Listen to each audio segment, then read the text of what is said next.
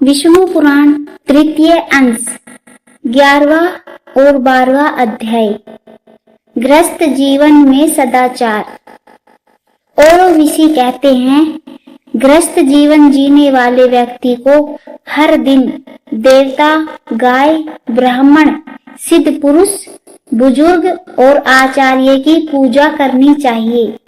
उसे नियमित रूप से संध्या वंदन और हवन करना चाहिए। गृहस्थ को सदैव संयम पूर्वक रहना चाहिए। वह साफ कपड़े पहने, शरीर में औषधियों और गरुड़ रत्नों को धारण करे। उसके बाल साफ और चिकने हों, शरीर से सुगंध आए और वह सुंदर वस्त्र तथा श्वेत फूल धारण करे। उसे कभी भी किसी का धन न चुराना चाहिए और न किसी को कटु वचन बोलना चाहिए।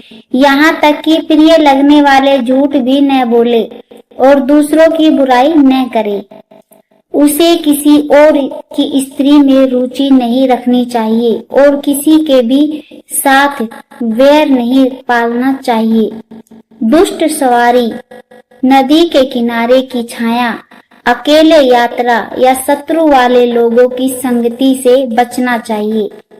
जो लोग पतित, उन्मत्त, अत्यधिक खर्चीले, झूठे, निंदक और दुष्ट हैं, उनसे कभी दोस्ती नहीं करनी चाहिए।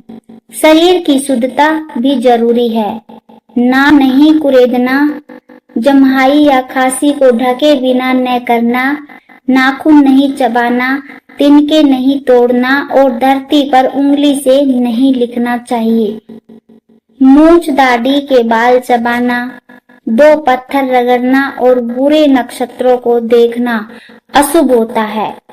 नग्न स्त्री को देखना, उगते या डूबते सूरज को सीधे देखना और शव या उसकी गंध से घृणा करना भी अनुचित है, क्योंकि वह सोम का अंश मानी जाती है। चौराहे, शमशान, एकांत जंगल, उपवन और दुष्ट स्त्री से रात के समय दूरी बनाए रखनी चाहिए। देवता, ब्राह्मण और पवित्र वस्तुओं की छाया को लांघना नहीं चाहिए। अकेले सुनसान घर या वन में न रहें। जो व्यक्ति असभ्य, कपटी या सर्प जैसे खतरनाक जीवों से घनिष्ठता रखता है, वह संकट में पड़ सकता है। ज्यादा देर तक न सोए, न बहुत देर स्नान करे, न ज्यादा देर व्यायाम करे। दांत या सींग वाले पशुओं से सावधान रहे और सूर्य या हवा की सीधी दिशा से बचे।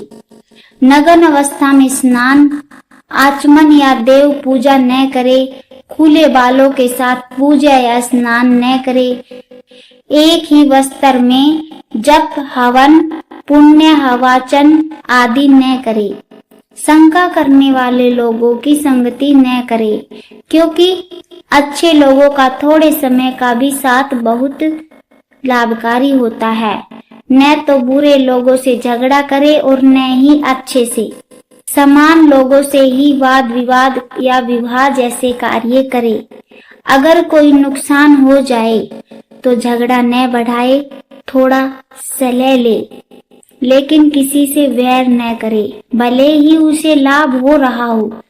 स्नान के बाद उसी गीले कपड़े से शरीर न पोंछे। खड़े होकर बाल न झाड़े और आचमन न करे। गुरु या बड़े लोगों के सामने पांव न फैलाए और ऊंचे आसन पर न बैठे। देव स्थान, चौराहे, पूजनीय वस्तुएं, इन्हें बाईं ओर रखकर न जाए। चंद्र, सूर्य, अग्नि, जल, वायु आदि के सामने थूकना या मल मूत्र त्याग नहीं करना चाहिए। चलते समय या खड़े खड़े मूत्र त्याग और गंदगी के ऊपर से चलना अशुभ माना जाता है। भोजन, पूजा, होम और साधु जनों के सामने थूकना, छींकना अनुचित है। स्त्रियों का अपमान न करे, न उनका अंधा विश्वास करे, न उनसे ईर्ष्या या तिरस्कार करे। घर से निकलते समय पहले बड़ों को प्रणाम करे, चौराहों को नमस्कार करे, अग्निहोत्र करे, साधुओं का संग करे और जरूरतमंदों की मदद करे।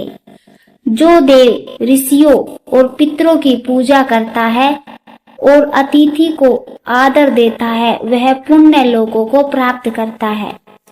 जो इंद्रिय संयम रखकर सही समय पर हितकारी और मधुर बोलता है वह अमर लोकों का अधिकारी बनता है। जो लज्जावान, क्षमाशील, आस्तिक और विनयी होता है वह उत्तम लोकों को प्राप्त करता है। अकाल में बादलों की गर्जना, पर्व के दिन, अशुद्धि के समय, चंद्र सूर्य ग्रहण के दौरान अध्ययन नहीं करना चाहिए। जो क्रोधित को शांति देता है, सबका मित्र है, डरे हुए को सांत्वना देता है, वह स्वर्ग से भी ऊंचे फल का अधिकारी है। जो वर्षा और धूप में छाता लेता है, रात को दंड लेकर चलता है, जंगल में जूते पहनकर जाता है, वह शरीर की रक्षा करता है।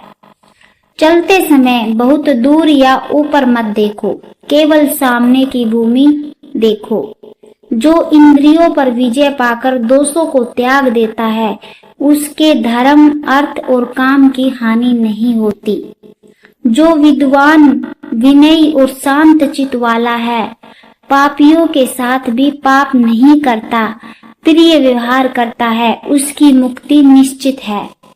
जो महापुरुष राग, क्रोध और लोभ से रहित होकर सदाचार में स्थिर रहते हैं, उन्हीं के कारण संसार टिका है।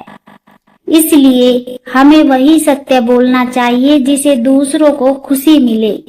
अगर सत्य से किसी को दुख होता हो तो चुप रहना बेहतर है। अगर कोई बात प्रिय है लेकिन हानिकारक है तो उसे न कहे। भले ही कोई बात अप्रिय हो लेकिन हितकारी हो तो वह कहना उचित है। जो कार्य इस लोक और परलोक दोनों में लाभदायक हो उसे ही मन, वचन और कर्म से करना चाहिए। इति श्री विष्णु पुराणे तृतीय अंशे एकादशो अध्याय द्वादशो अध्याय समाप्त।